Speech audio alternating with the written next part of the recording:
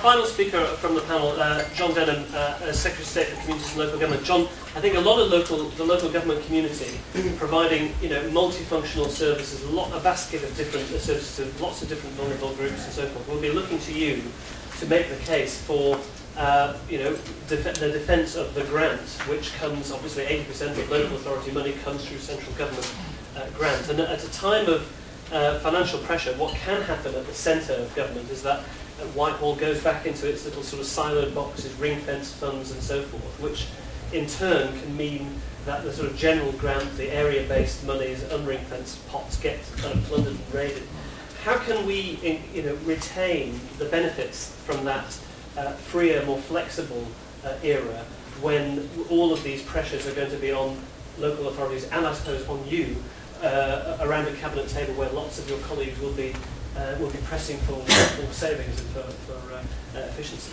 Okay, thank you, Chris. I think the answer to your question is that the core of this challenge of public service reform has got to be local. And actually, perhaps the encouraging news is that round the cabinet table there are perhaps rather more secretaries of state who understand that crucial role of local leadership than you might have anticipated. So I don't actually fear that the response under a Labour government would be a retrenchment back to individual government departments. I think all of the discussions lead us in other directions. And let me tell you why this is fundamentally right in principle and right in practice.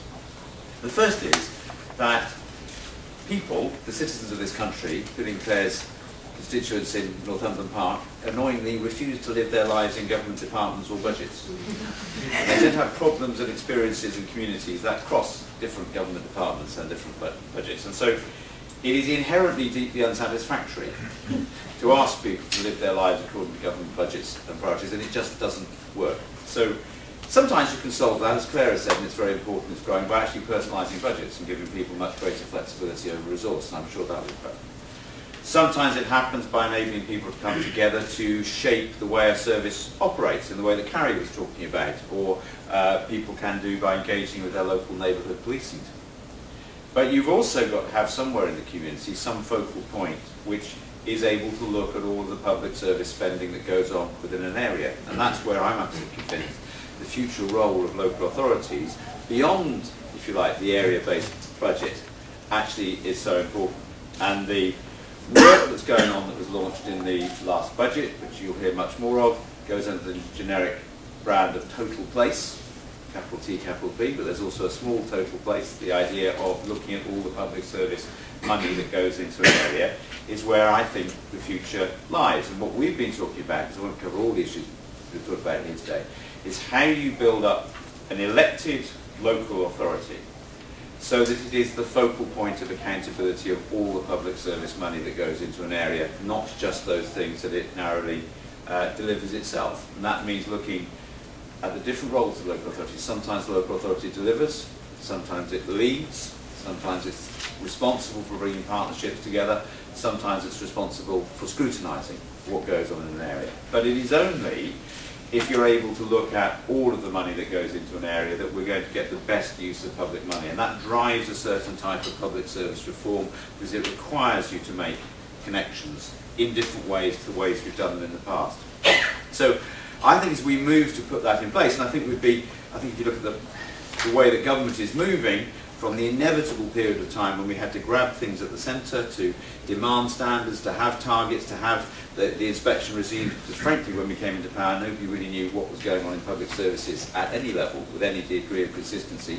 The move is now in the direction of localising that decision making, but with clear accountability for it. So one aspect of it, Chris, is going to be that. It's how we build up, and it's what we were consulting on from July onwards, how we build up that accountability role. The second thing that's going to drive public service reform, I think, again, Claire and I think Richard also talked about this, how you make every single taxpayer pound work as hard as it can. So in John Healy's housing programme, all of the stuff you've heard about announced since July, all of those public housing programmes now must have apprenticeships involved in them. And that is simply saying, well, you could make the same pound work much harder. And there will be other possibilities. In other areas which people have only just begun to think about, we had a very good seminar about this in the departments on Thursday. Local government is responsible for about 12% of all commercial, of all vehicle purchases. country. About 80% of all leasing of vehicles. Now what that actually means is that what local government chooses to buy, the emission standards, the technologies, whether it links up to electric charging points, creates a market for one of the industries we want to grow. Now, that is using the same public money for the same initial purpose, but with a much bigger impact, so we can do more there.